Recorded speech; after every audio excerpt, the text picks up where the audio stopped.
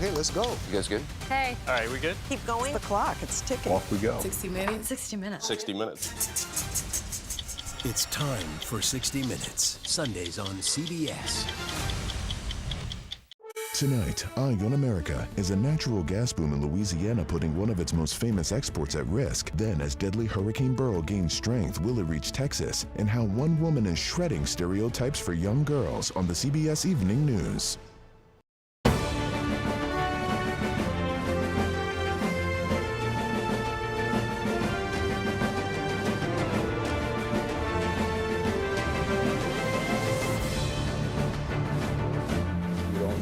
Advice from me about how that went.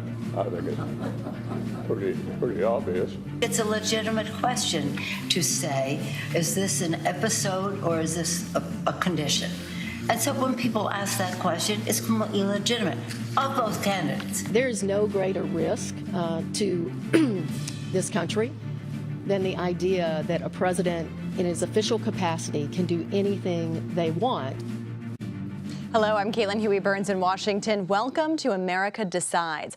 President Biden is promoting his administration's climate actions in Washington, D.C. today as the storm still swirls over concerns about his age and acuity, plus the Supreme Court's decision on presidential immunity. With fear for our democracy, I dissent. End of quote. So should the American people dissent. I dissent. Meanwhile, former President Donald Trump is seizing an opportunity. New York's district attorney is agreeing to delay sentencing in the former president's hush money verdict after Trump called for a court to overturn his conviction. We'll start tonight with Scott MacFarlane and Finn Gomez joining me now at the table. Gentlemen, good to see you. A lot to get to here today, but we have been waiting to hear from the president in a press conference. We haven't gotten that today. We're supposed to get that next week, but Karine Jean-Pierre, the White House press secretary, did take lots of questions today. She didn't answer all of them. Let's play a little bit of her exchange with our White House correspondent, Weijia Jiang. After the debate, did the president get examined by a doctor, or did he get a neurological scan? A neurological scan? Look, what I can say is that, just to take a step back, it was a bad night. We understand that it was a bad night. And the president has spoken to this. And he understands that. All right, so Finn, obviously not an answer there, but this underscores the idea that we are 5 days removed from this debate, and this is still the biggest topic in Washington, but also beyond Washington. Mm-hmm. This is something that the campaign knows they have to address, but they are taking lots of criticisms within their own party about how they're not addressing it. I know you've been speaking to Biden campaign sources. What are they telling you? They are telling us that, they feel that they're in a hard place. That's a quote. They're in a hard place right now. They understand that. They're in the midst of a knife fight. One of the advisors told me, but they are planning to soldier on. Asked if they expect the president to drop out, to step down. They say no, absolutely not. He plans to continue at this point. I would say that in that press briefing that we saw earlier today with our Weijia and so many other of our great colleagues asking those tough questions, that answer, as you said, was not really given, right? It wasn't really, that question was not answered.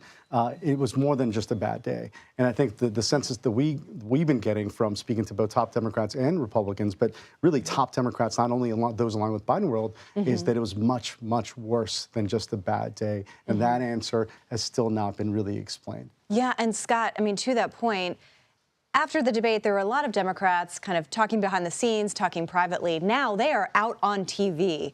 They are putting their faces behind these questions that they have and questions about whether Biden should be the nominee. What are you hearing from Capitol Hill? There's so many congressional Democrats who have busy in-district weeks around a holiday. You have lots of events, parades, barbecues, ribbon cuttings. It's a great to be seen kind of week, and they are getting dogged by questions from constituents and from media about this. And this is not something they want to be talking about in an election year or otherwise. And that's becoming a source of frustration for members of Congress, that they are now off message and off topic and certainly not wanting to talk about this as an alternative. You noticed over the past 24 hours some of the equivocation, Some of the mushiness now and how they respond to these questions. There was a declarative nature to how Democrats were defending the president Friday, Saturday, and Sunday, especially on the Sunday shows. His top surrogates saying this is something they will move past and soldier forward. Now you hear from some Democrats, currently in office and otherwise, about alternatives. Lloyd Doggett of Austin, Texas, making the first move, potentially the only move, but the first move of an actual sitting congressional Democrat saying President Biden should withdraw. The question that will define this night and tomorrow morning is, will somebody else join him that's in office now? There's been candidates who've done it, former members of Congress, progressive voices out there who have the ear of the White House. Does a second office holder join Lloyd Doggett? That's what the next 24 hours will determine. And even if they don't join him, lots are expressing their frustrations and saying what they want Biden to do if he is to remain at the top of the ticket. Let's play some sound from one congresswoman talking about just that.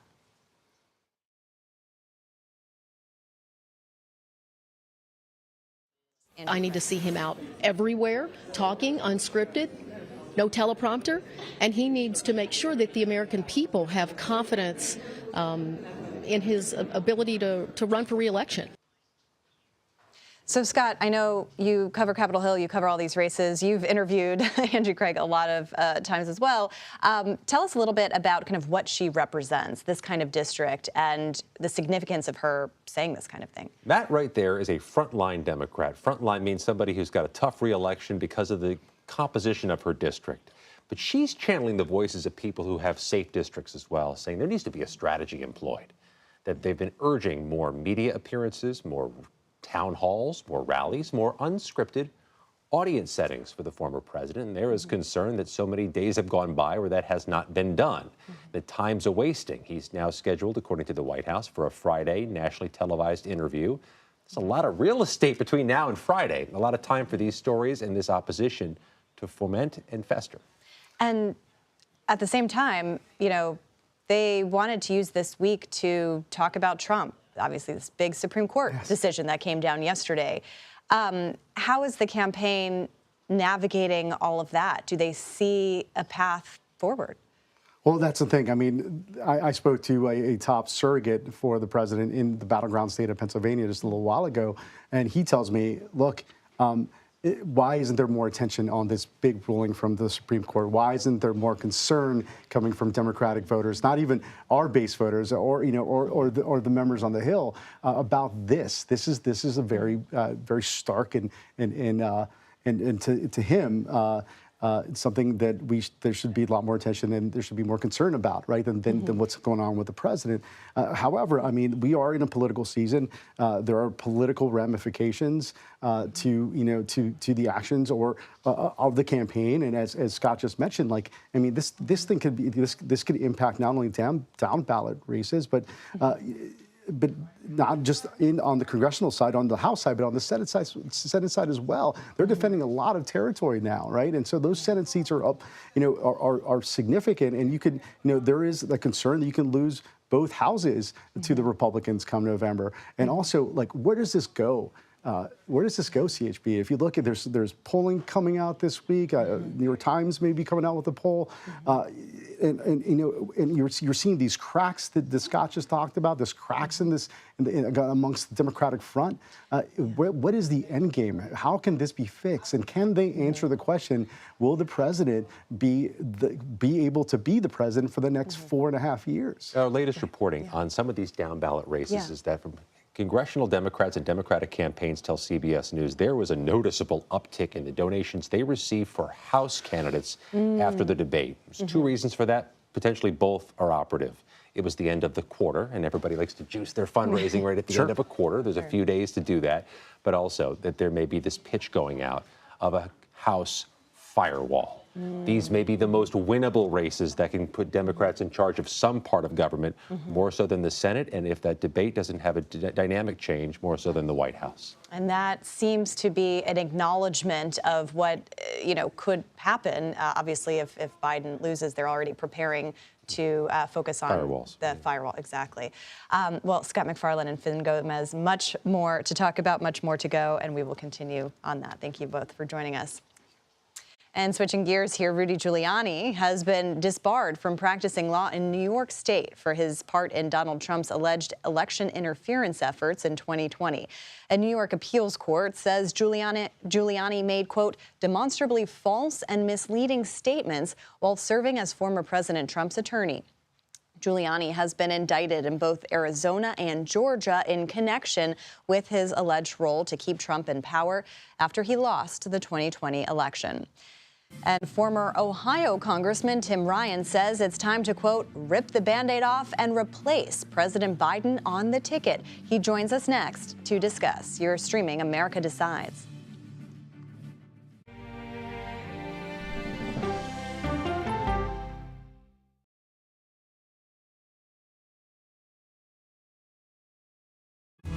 Coming up, our series. Wait a minute. Tom, is that you working the camera? Keep leaning out of your close-up. Your morning routine just got better. CBS Mornings, weekdays at 7.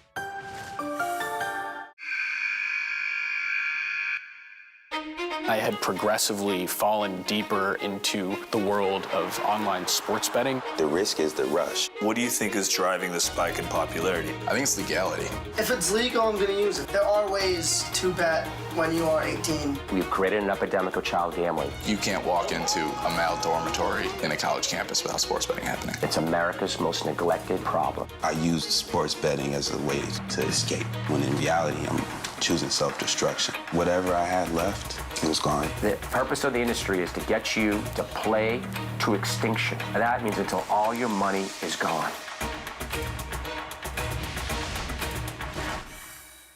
Go to the ends of the earth. Reach for the stars. Yeah, I just took off. That kind of thing. Oh, that's pretty good. Because there's always something new under the sun on CBS Sunday morning.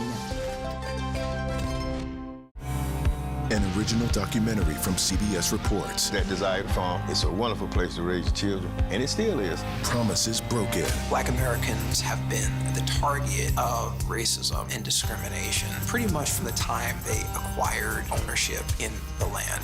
Costing black farmers hundreds of billions in generational wealth. They did everything to make sure we were run off that land. But communities are uniting to continue the fight. Collective ownership is powerful. To keep their land and their dreams alive. To watch my children play on land that we own means everything. So land is power. Most definitely. 40 Acres and a Mule, now streaming on the free CBS News app.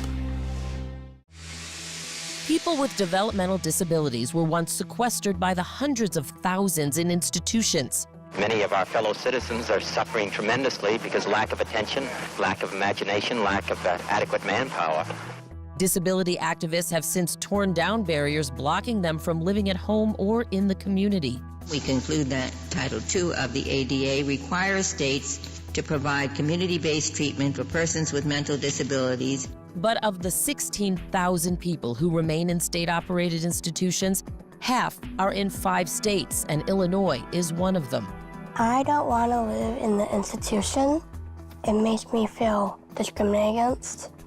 Do you think there are people living in institutions in Illinois that don't need to be living there? Yeah, because they're proving it as soon as they get out.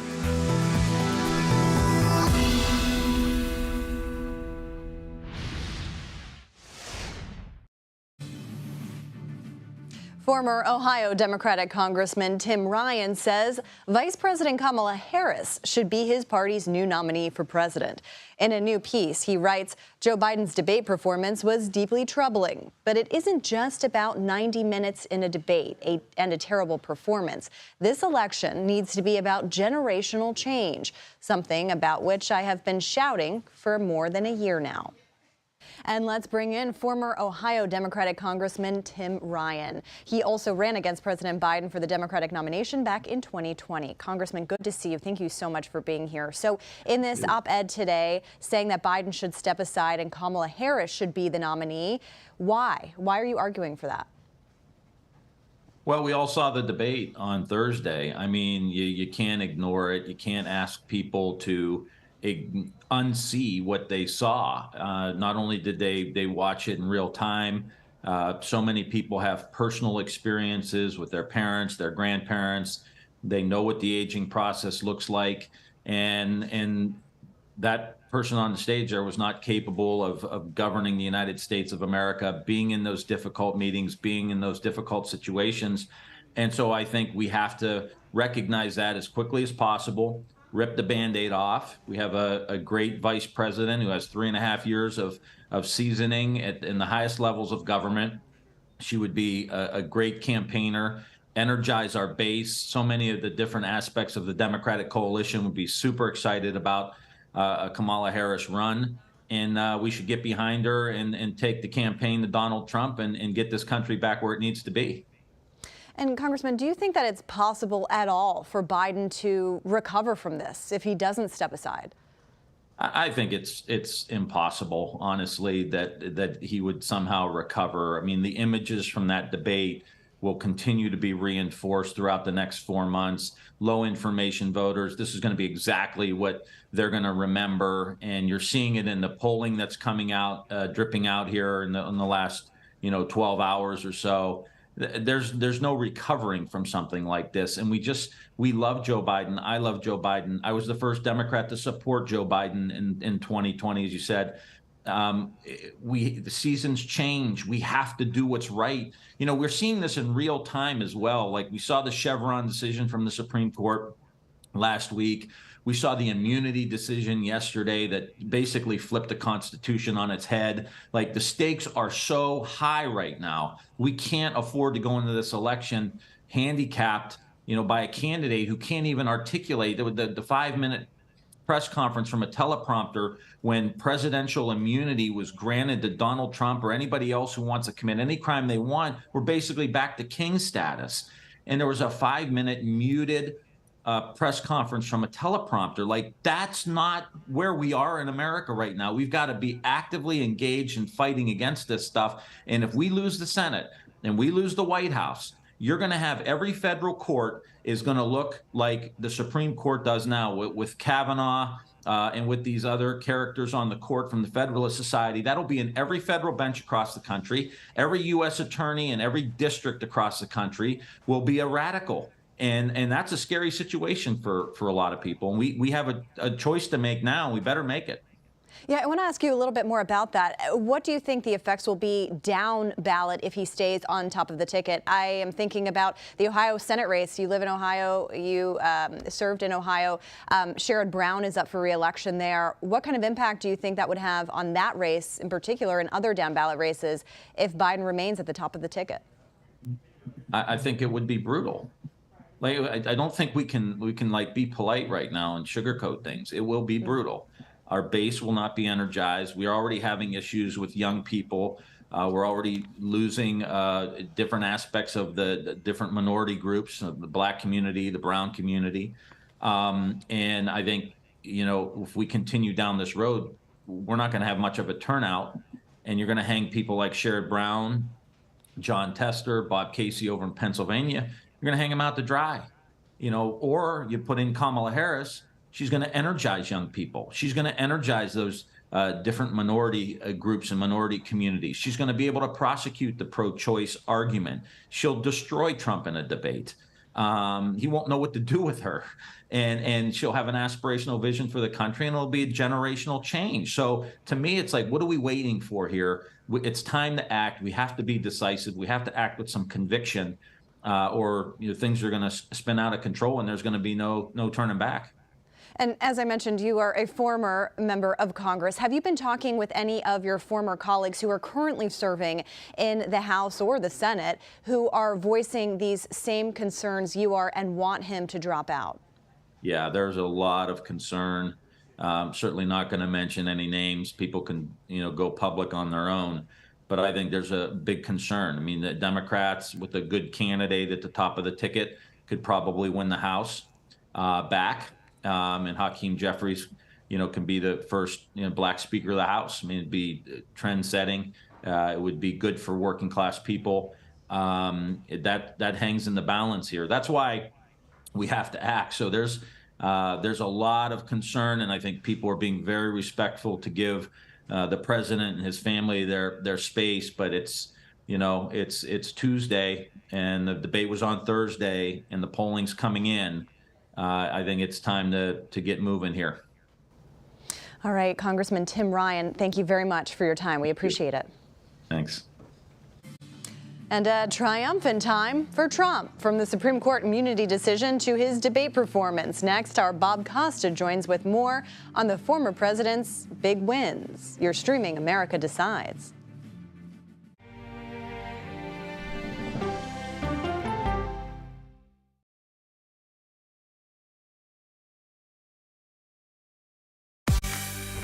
On our places, bright, shiny faces. When you wake up in the morning, we want to be your go-to team. Nate has one of the quickest minds I've ever seen. Tony has a way of making people feel comfortable. Gail has this unbelievable knack to ask the question that you're asking at home. I've been told I could talk to a tree, and that's pretty much true. I don't go to work in the morning. I go for coffee with my two good friends, and we talk about the world. Your morning routine just got better. CBS Mornings, weekdays at 7. It didn't seem like anything could happen, because nothing ever happens in East Palestine, but it did. Authorities released toxic fumes from 5 derailed train cars. Resident, please evacuate. Acute bronchitis due to chemical fumes. Did you ever have these problems before the derailment? No, ma'am. This neighborhood's not safe no more. We can assure the community that there's not vinyl chloride entering their communities. Then why are there so many people feeling these various symptoms of bloody noses or difficulty breathing or bronchitis? That's a hard question to answer. We're talking about one of the most blatant releases of a mixture of some of the most toxic chemicals that we've seen in America.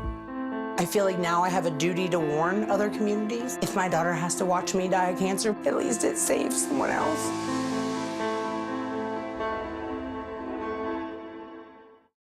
This case. It's like a screenplay, something straight out of Hollywood. But it's not fiction. It's 48 hours. Human remains found this week. 4 families shattered. There's no physical evidence. The mystery would haunt investigators for years. There's some questions that have to be asked and need to be answered. Like a John Grisham novel. A gripping true crime original. 48 hours. Now streaming on the free CBS News app. Stories that inform. You can be really old at 60, and you can be really young at 85. Inspire. How do we unlock the power within ourselves to be who we want to be? And brighten your day. The best part of fame is making people feel good. Always send the people home happy. Make every day a little more like Sunday morning. Here comes the sun. Stream now on the free CBS News app. Hello, everyone, and welcome to our Dragon capsule here in space. Sightseers in space, the thrill of a lifetime. Seeing the Earth from space, it was so exhilarating. But the risks that come with the territory. There have been 4 fatal accidents. That's a 1% fatal accident rate. Might make you look before you launch. If you had 1 out of 100 airplanes falling out of the sky, we'd have a public crisis. Space tourism, now streaming on the free CBS News app.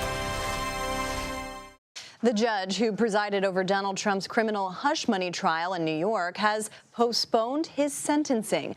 Judge Juan Merchan approved the delay after the former president's lawyers asked for more time to review the potential impact of the Supreme Court's immunity decision. That came down yesterday. His sentencing was originally scheduled for next week, and now it will take place on September 18th. Our own Robert Costa is here with me now covering all of this. Bob, good to see you. Good to see you. So this delay is significant. I mean, the original sentencing date was supposed to come just days before the Republican National Convention in Milwaukee. What's the impact here? It will still happen before the election. Well, for me personally, it's about whether I can get my money back from my hotel reservation on July 11th, because that was the sentencing date for former President Donald Trump, now in September. So this changes the entire political calendar. Both Republicans and Democrats I've been speaking to have been bracing for weeks for July 11th to be a significant day, because it would decide whether Trump would be sentenced to house arrest, probation, or even a jail sentence that could start as early as this summer or even this fall. Now, all of that is pushed back. Now, it's not pushed beyond November. It's just pushed back until September. So this is potentially for the campaign, not a July surprise, but a September surprise. But because of the immunity question hovering over this campaign, there's no real guarantee this is still going to happen in September. The judge could rule that in some way there still needs to be a deliberation legally about whether Trump can be sentenced in New York in terms of whether something's an official act or not, because Judge Tanya Chutkin on a federal level will be working through what's an official act or not on the January 6th case. That could impact what happens in New York. So we're in a fluid moment legally and politically. Yeah, and if that sentencing does happen in September, it will be right around the time early voting starts in some of these states, too. So that will be interesting to watch. You mentioned the immunity case. I want to ask you a little bit about that. Obviously, Democrats are, criticizing this court decision, but I'm curious what this ruling may mean for a Trump administration, what he could do with this kind of immunity going forward. Trump was elected in 2016. I covered his transition closely, and it was evident that he was not familiar with the apparatus of the federal government to any real extent.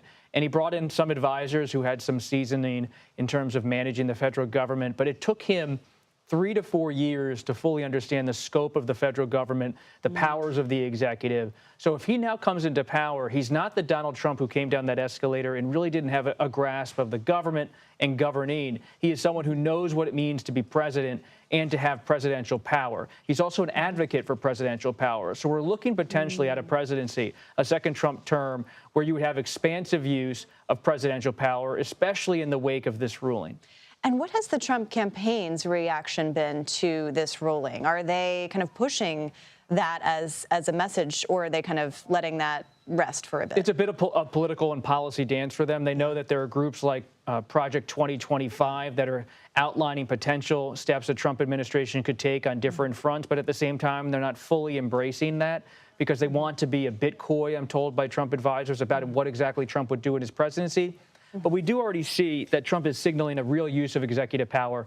The Supreme Court, of course, has given him some power. Maybe Trump would have another appointment as president. But one of his key policy proposals is a mass deportation, as he calls it, of undocumented people in this country. And that would be a significant use of executive power because it would possibly involve the use of the military and other federal agencies to remove people, remove families from the United States.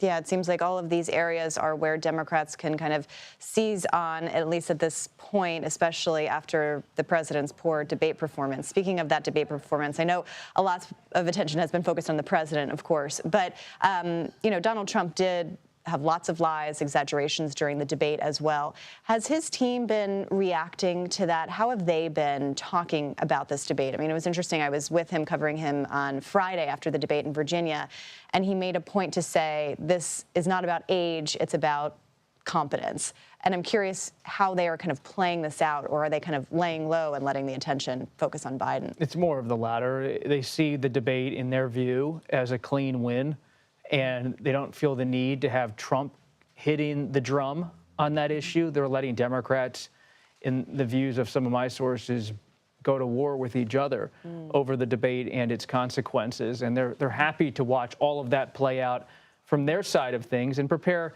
for what's now most important for them, which is the vice presidential selection. All right, and we will stay tuned for that around the convention, perhaps earlier. Bob Costa, thank you very much for your time. Thanks, Caitlin. And a quick programming note, join us for a special Independence Day edition of America Decides. Our CBS Reports documentary team went out into the field to talk to voters behind the polls. This half-hour documentary is followed by an America Decides panel about what it all means for the election in November. That airs this Thursday, July 4th at 5 p.m. Eastern. And the new ad that's taking aim at Donald Trump as President Biden works to put his debate performance behind him. Our political panel takes a deep dive into the post-debate deflection. You're streaming America Decides.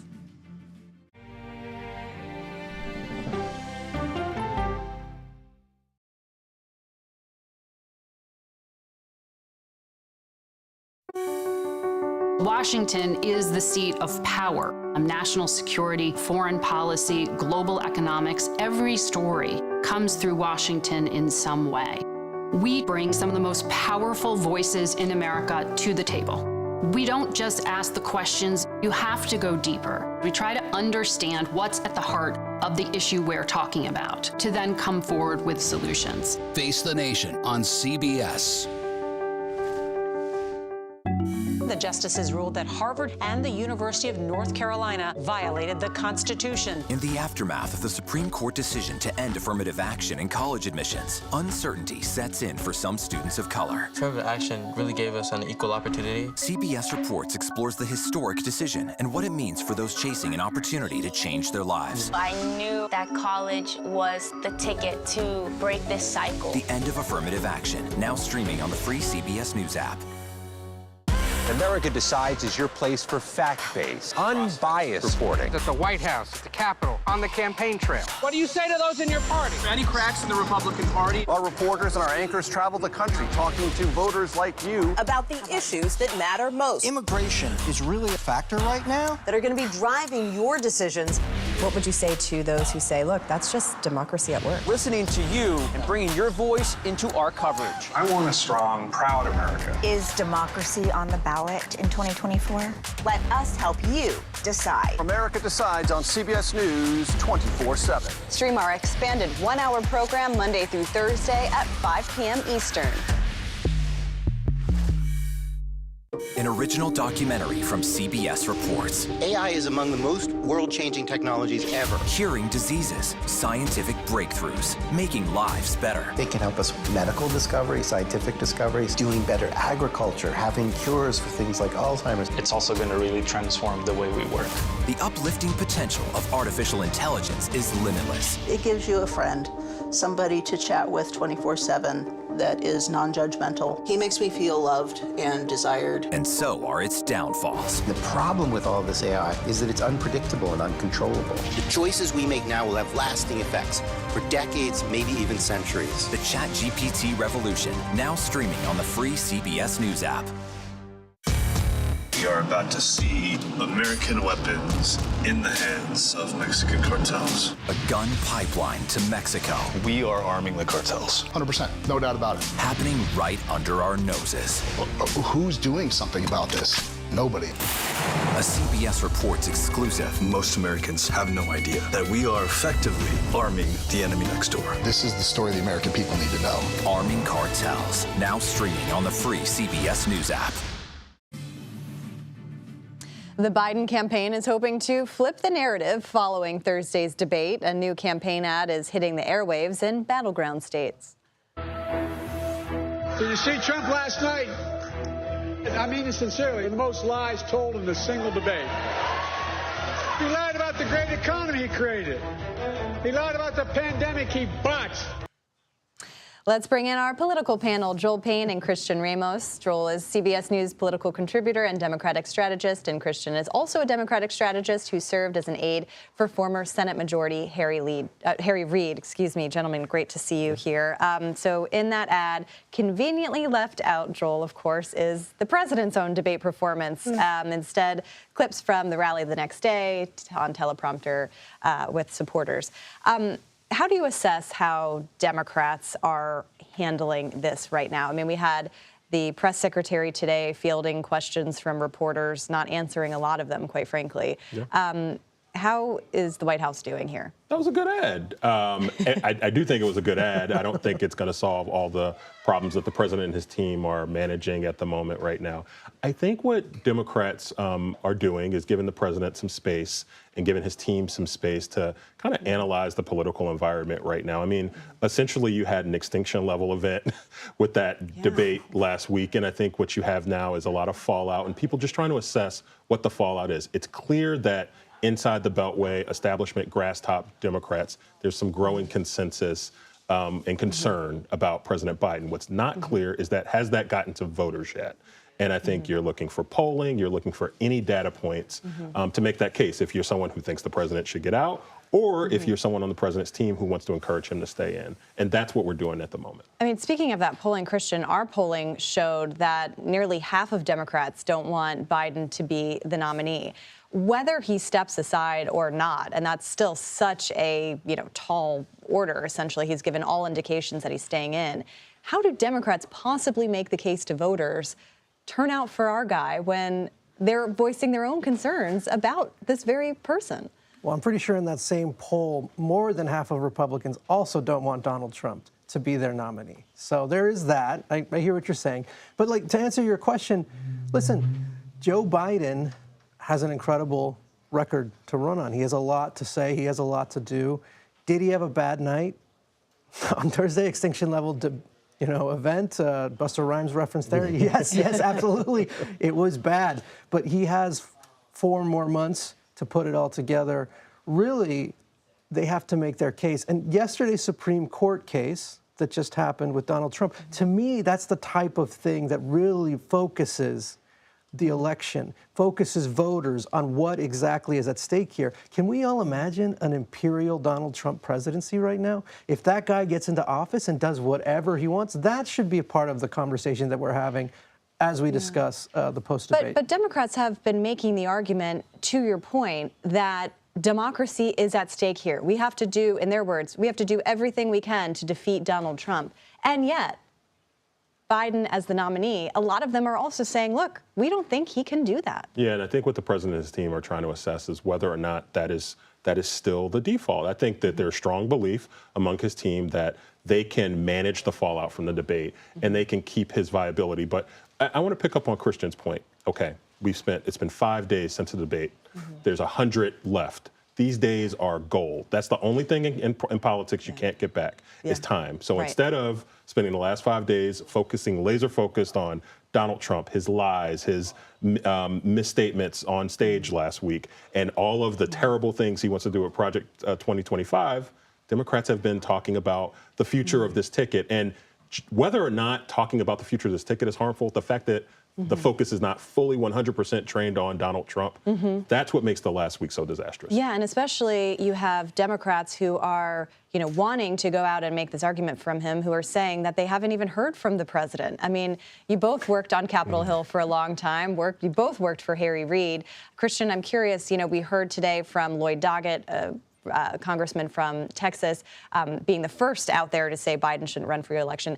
Is he going to be an anomaly, do you think, or do you think that's going to allow more Democrats to follow suit and be public about this? Well, I think here's where the rubber meets the road.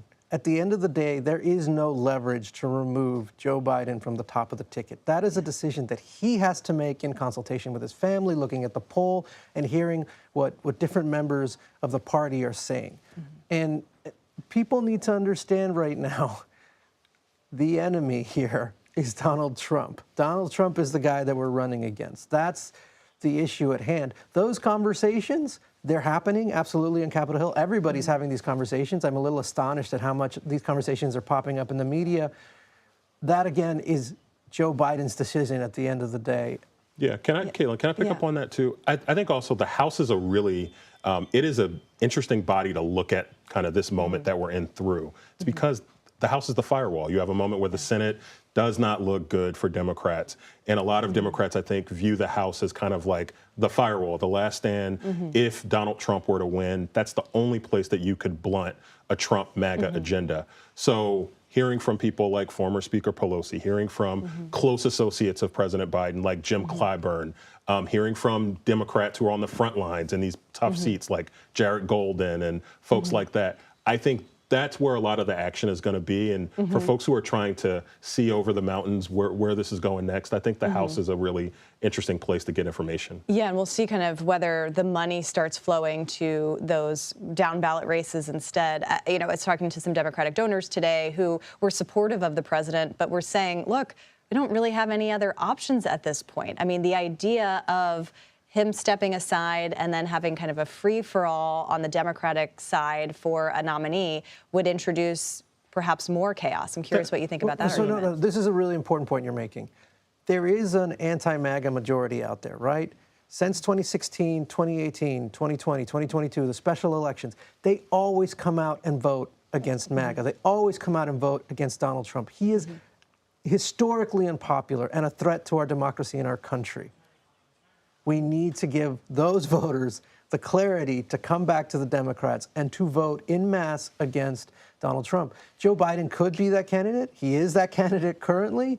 But again, he has to make that decision in consultation with his family, his friends, polls. Yeah, I mean, I'm also thinking about, at a time where the campaign should be trying to reach out to independent voters, those who, to your point, don't want to vote for Trump, want to vote against him, but are looking at Biden and thinking, is this really, Democrats are now focused on shoring up their base of support, which is fragile. That's exactly right. I mean, that's the thing that's so devastating also about what happened last week is not only obviously the fallout from Joe Biden, as by his own acknowledgement, like not performing well, that moment, which was designed by the campaign to kind of clarify the race and to get your base rallied around President Biden, there was a missed opportunity there because what you needed to do was get base Democrats who have kind of been slow to come home. Yeah. You needed them to come home faster.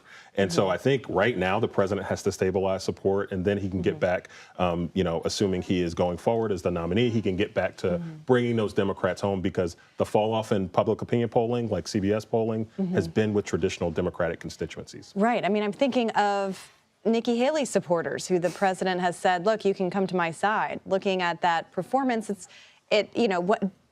are you concerned that it, may have reinforced doubts that people already had about the president? Well, what that debate did was reinforce everyone's opinion of Donald Trump.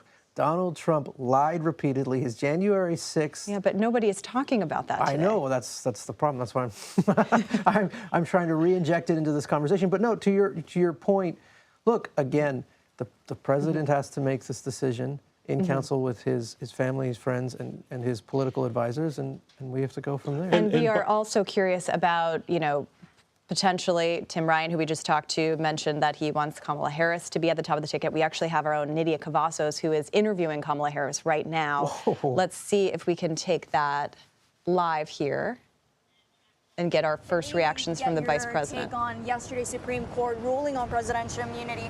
We know that Chief Justice Roberts said that the president is not above the law. What's your take on this? Well, let's just be clear. It's one of the foundational principles in our system of justice that no one is above the law. And when we have a candidate in Donald Trump who's openly said he'll be a dictator on day one, that he will weaponize the Department of Justice against his political enemies, it is very likely that he could be immune from those kinds of acts. And we have to take seriously the stakes of this election in terms of the thought that we could have a president in the White House who thinks he's immune and able then to make decisions with that office that include weaponizing the Department of Justice against his political enemies or being a dictator on day one. And speaking about stakes, you just came out of a fundraiser. We know that many in your party have expressed concerns about President Biden's health. Just this morning, Congressman Doggett said that he's calling on President Biden to withdraw from the race, given that there's too much at stake to risk a Trump victory. What's your response to this? Look, Joe Biden is our nominee. We beat Trump once, and we're going to beat him again, period. Are you ready to lead the country if necessary? I am proud to be Joe Biden's running mate. Thank you. Thank you. All right, so you can see there, obviously, the biggest topic of the day at the end there. She has been mentioned by some, as I mentioned. Tim Ryan has been advocating for her at the top of the ticket. What are you all hearing about that possibility? Oh, look, I hear Democrats just as much as they feel good about Joe Biden or have felt good about Joe Biden, they feel just as good about Kamala Harris. And I think it's no small consequence that Kamala Harris has really spent a lot of time building up her public profile, really sharpening her public appeal. I think she was strong there. I think she was strong the night of the debate, defending President Biden. And I'd imagine in any scenario, you're going to see a lot more Kamala Harris. I mean, it's notable that she just did that poll side right there with our own Nydia Cavazos. I mean, that signals that she wants to be out there, right? Kamala Harris has been on fire. She's out there. She is incredible at prosecuting the case on reproductive rights against Donald Trump. I hear a lot of good things about her right now from the operatives chattering class out here in D.C. And notably in the debate, the president really struggled to articulate the party's position on reproductive rights. Good gift for Nydia. Great gift for our Nydia Cavazos. Let's give her a big shout out right there, our star campaign reporter. Christian and Joel, thank you very much for your time. We appreciate it. And a new bombshell report on independent presidential candidate RFK Jr. The Vanity Fair journalist behind the piece joins us next. You're streaming America Decides.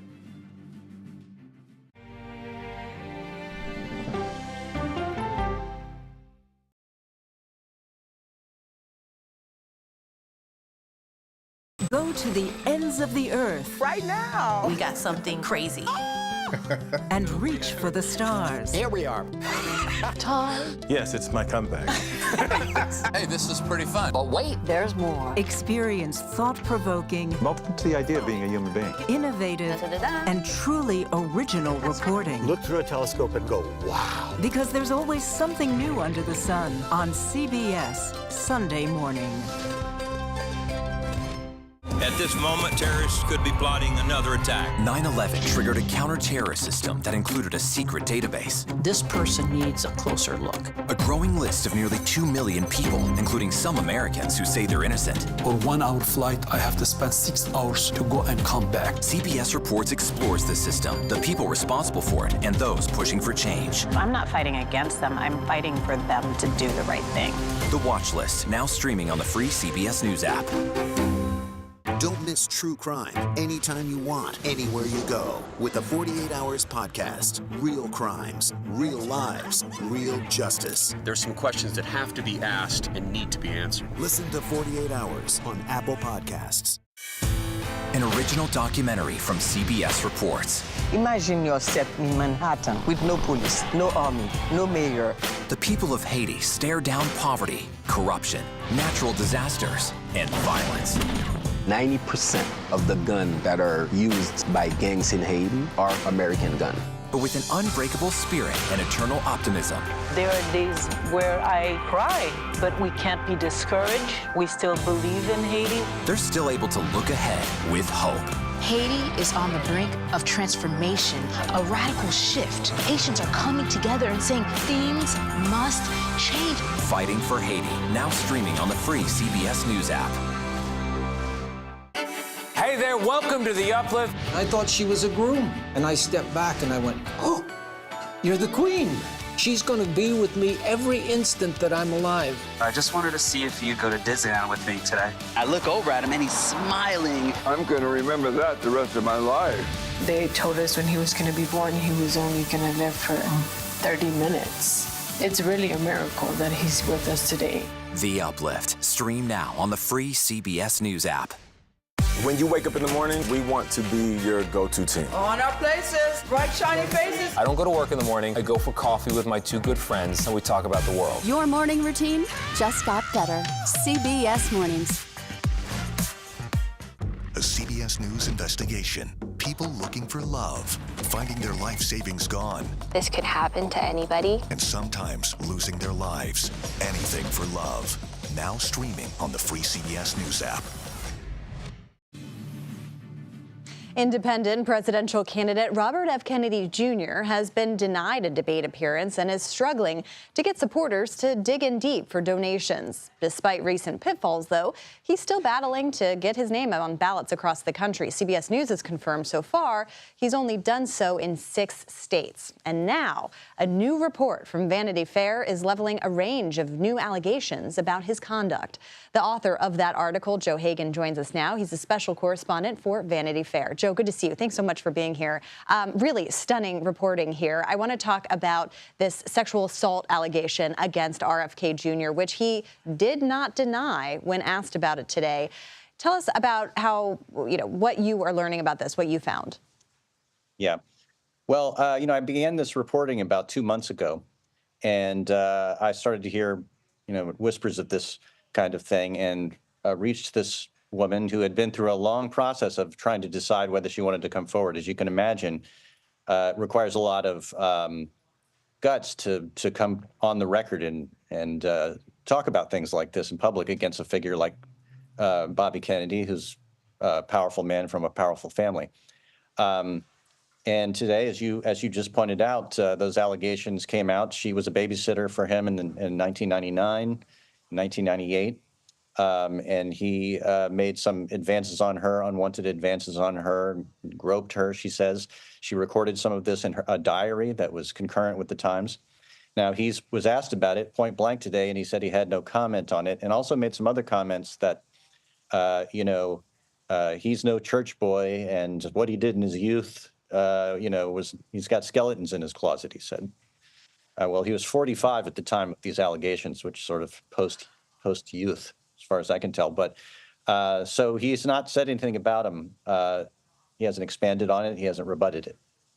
Yeah, not a denial there in the least. I'm curious, too, in your reporting, I mean, how much does the Kennedy family know about this candidate's conduct? I mean, it was striking, obviously, earlier this year. Lots of members of the Kennedy family made a point to endorse Joe Biden. But what have you found? Well, the family is well aware of a history that has also been reported elsewhere, and which I recorded in my piece. That he, had various affairs over the years, that during the time he was married to his second wife, and, some of his purported diaries leaked out into the press a few years ago, and, they're aware of it. They're aware of a lot of his behaviors and pathologies, in which some of them were described to me by family members. But there's a really interesting quote in my piece where I asked somebody very close to the family, I said, why won't the family be more public about what they know about him? And the answer was that, if you start to unravel the problems with Bobby Kennedy Jr., you may unravel the whole family tapestry. And so, the mythology of the Kennedys is still a thing that they protect, very strongly. And that's why it's so painful for them to have to criticize him publicly in the ways they do. That's fascinating, Joe. I mean, I think a lot of people also obviously knew him for his name, and also have known him for a while for promoting these, anti-vaccine claims. I'm curious what you found the impact of that has been. Well, that was, concurrently with a lot of the things I'm writing about, including the assault allegation. He went through a period of slowly breaking away from the environmental movement that he had made his name on. He was the face of some very progressive climate-focused groups like River Keepers and NRDC, the National Resource Defense Council. And as he began to make these claims, they began to step away from him, because these were, not science-based claims, and they were science-based organizations. And by 2014, he'd broken with a couple of these groups, and after he met with Trump in 2017, Riverkeeper stepped away from his as well, and that sort of it's a breaking point. And ever since then, he's embraced the anti-vax movement as his primary sort of crusade. Right. Well, Joe Hagan, thank you so much for your time and reporting. We encourage everybody to read your piece out in Vanity Fair. We appreciate your time. Thank you. And Jill Biden comes out swinging the First Lady's efforts on the campaign trail as the president continues to be dogged with questions over his age. You're streaming America Decides.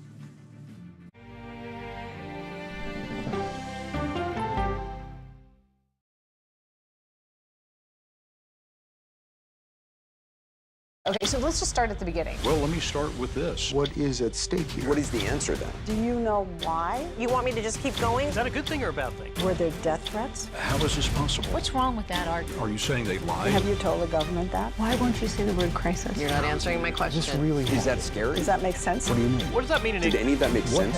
What's your response? What happened? Why? It's time for the CBS News Original 60 Minutes, Sunday on CBS and streaming on Paramount+. There is no more room in our city. New York City is receiving record numbers of migrants. Today, we're going to have more than 500 adults and children come through that door. Tensions rise as shelters reach max capacity. We don't have to take care of them. CBS Reports goes inside a crisis cities and families are facing as they fight to survive. The United States still has that glimmer of hope for people to come here. Fighting for a future. Now streaming on the free CBS News app. An original documentary from CBS Reports. Since you started La Soup in 2014, do you have any sense as to how much food you've rescued from the landfill? We've rescued 4.5 million pounds. I can't even fathom how much food that is. And that's one little person in one little city in America. We're going to call this chicken piccata. We did 450 of these meals today. This is the exact dish that you and I are going to have. Yep. Oh, really good. Is it good? Mm-hmm. Having a plan of how to keep people fed should be in every single city. So if we eliminated food waste, could we eliminate hunger? Yes. Eating Trash, now streaming on the free CBS News app. America Decides is your place for fact-based, unbiased reporting. At the White House, at the Capitol, on the campaign trail. What do you say to those in your party? Any cracks in the Republican Party? Our reporters and our anchors travel the country talking to voters like you about the issues that matter most. Immigration is really a factor right now that are going to be driving your decisions. What would you say to those who say, look, that's just democracy at work? Listening to you and bringing your voice into our coverage. I want a strong, proud America. Is democracy on the ballot in 2024? Let us help you decide. America Decides on CBS News 24/7. Stream our expanded one-hour program Monday through Thursday at 5 p.m. Eastern. When people say who's first to get in the morning, that would be me. Morning news matters because it sets the tone for your day, and it's a way of getting you started. Day to day, that first draft of history, it happens right here. We're going to uplift you. We're going to send you out your way. We take you places, we teach you new things, and we make you feel like, you know, it's not all bad. People say to me, you always seem to be having a good time. And you know what? You're right. Your morning routine just got better. CBS Mornings, weekdays at 7. The First Lady traveled to the battleground state of Pennsylvania today to meet with local Latino residents. Jill Biden appeared in Allentown at an event hosted by the Congressional Hispanic Caucus this afternoon.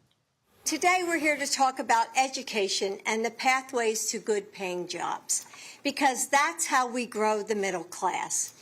And just as Congresswoman Velasquez just said, it's how we grow Latino economic power too, so that everyone has a place at the table. All right, so that was in Pennsylvania, and our Shauna Mizell is now in Middleville, Michigan, and she's there because the First Lady is expected to be there tomorrow for another campaign stop. Shauna, good to see you. So tell us, what will the First Lady be doing in Michigan? Caitlin, good afternoon. Great to be with you. That's exactly right. First Lady Jill Biden expected to hit Middleville, Michigan tomorrow on the heels of her Pennsylvania visit. But this will not be a campaign event. This is actually going to be Jill Biden in her official capacity as the First Lady, and she is expected to do a couple of events. One is going to be to highlight a summer nutrition program for children, and the other is going to be to highlight a program for children of wounded veterans. Now, she's making these stops either for the campaign or official, as you note, but of course there is this huge elephant in the room regarding the president, her husband. I'm curious whether you're hearing from voters about that when they are anticipating the First Lady's forthcoming visit and kind of the election as a whole.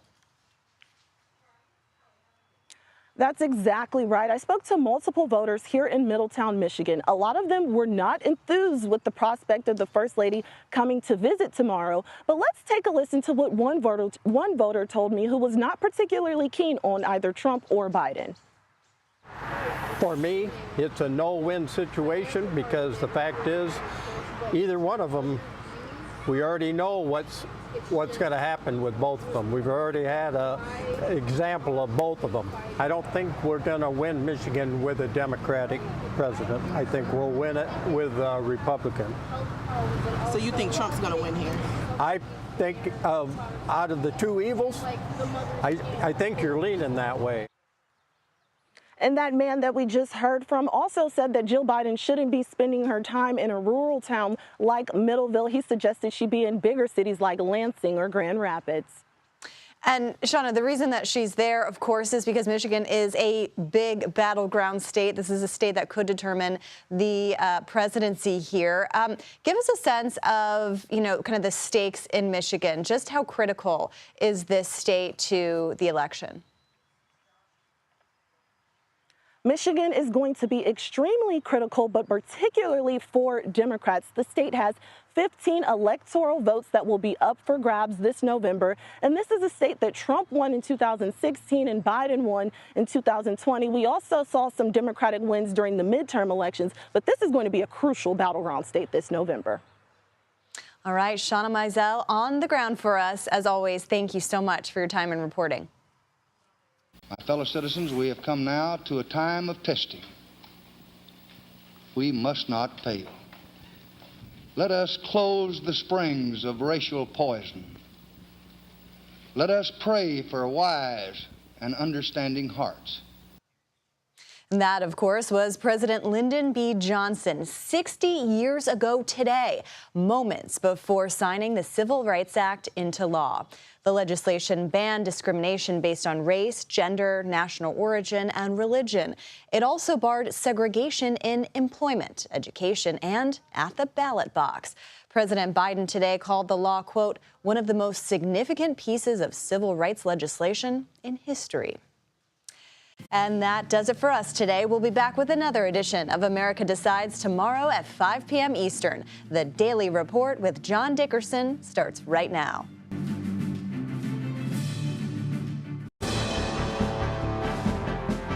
Welcome to the Daily Report for July 2nd, 2024. I'm John Dickerson. The state of deflate inside the Democratic Party is not going away. President Biden faces calls to leave the race, and more lawmakers are speaking out. We will total it all up and see what the new